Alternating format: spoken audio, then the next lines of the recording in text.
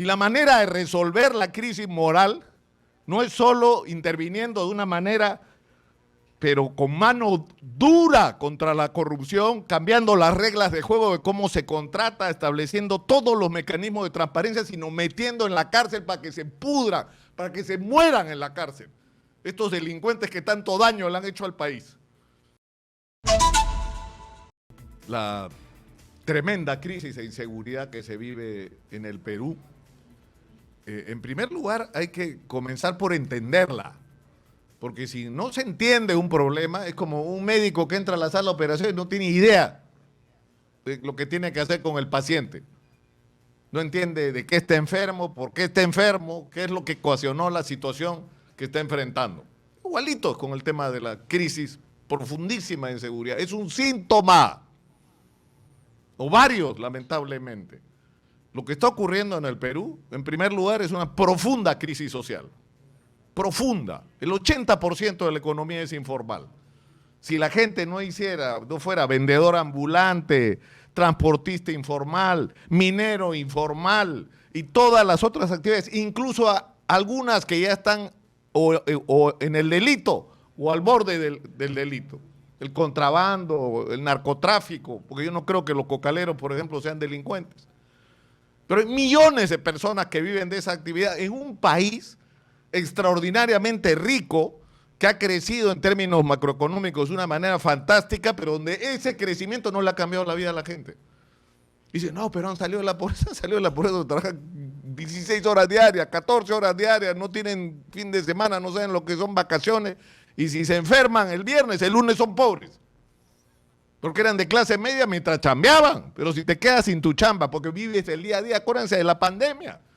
Entonces hay una profunda crisis social que se resuelve con inversión, es cierto, pero negociando en buenas condiciones, generando acceso al crédito, apoyando a los emprendedores, resolviendo los problemas de infraestructura, de educación, porque la educación es el arma para el progreso, dándole salud a la gente, invirtiendo nuestros recursos de una manera adecuada e inteligente, que es lo que no se ha estado haciendo. Por eso estamos como estamos, por eso es que hay tantos jóvenes. ¿Cuántos jóvenes hay? Más de 2 millones. Exitosa. De chicos que son ninis, ni estudian ni trabajan, no hacen nada. Viven en una sociedad que no les da ninguna oportunidad, ningún futuro, con colegios que se caen a pedazos y donde se agarran una chamba es la peor pagada, en las peores condiciones. ¿Cómo no quieren que haya gente que puede ser reclutada por las organizaciones delictivas? Pero eso es un problema. El otro es la profunda crisis moral. Es decir, 1, crisis social, 2, crisis moral. Moral. Porque ¿cómo le dices tú a un chibolo, oye, compórtate bien, cumple la ley, cuando los presidentes hoy día han allanado la casa de Martín Vizcarra y de su ministro favorito, uno de sus favoritos, Edmer Trujillo? ¿Por qué? Porque están metidos en la corrupción como todos. Lamentablemente, alcaldes, gobernadores, presidentes de la República. Es una vergüenza, porque son unos sinvergüenzas en sus manos los recursos públicos. Es decir, no es solo que no han tenido idea de cómo aprovechar los extraordinarios recursos que tenemos en la mano y hacer que el crecimiento económico le cambie la vida a la inmensa mayoría de peruanos, y han estado preocupados por cambiarse la vida ellos mismos, a sus entornos, a sus parientes, a sus socios, a sus auspiciadores electorales. Por eso estamos jodidos.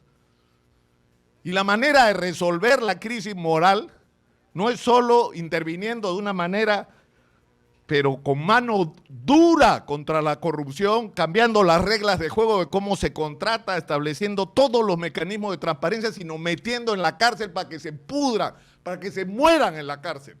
Estos delincuentes que tanto daño le han hecho al país. Porque cuando vean ustedes un delincuente, piensen que el responsable de ese chibolo delincuente de 19, 20 años, que ha crecido Exitosa. en un país sin esperanza, son estos políticos ineficientes y corruptos que deberían estar todos presos. Y por eso es importante lo que ha pasado con Rafael Vela. Fíjense ustedes, ¿ustedes se creen la historia de que a Rafael Vela lo están sacando? ¿Por qué? ¿Por qué creen? Porque ha sido así la avispa que les ha picado, que no los ha soltado, o sea, los tienen mordidos de los tobillos. por la investigación del caso Odebrecht, del caso Lavajato. Por eso lo odian y por eso lo han querido sacar. Pero no se dan cuenta, es obvio. Empiezan los juicios y sacan al fiscal más importante en estos procesos. ¿Qué creen? Que lo que hacen campaña por sacar a Vela son inocentes, son parte de la red de corrupción. Pero el tercer problema, que ya es el problema de inseguridad, es que los políticos no se metan, porque cuando se meten improvisan. Esto es emergencia y no saben ni qué es. Que entren las Fuerzas Armadas, no saben para qué. Ahora, la megacárcel de Bukele. Disculpen, no jodan, ¿qué megacárcel de Bukele? ¿Qué megacárcel de Bukele? Dejen de improvisar.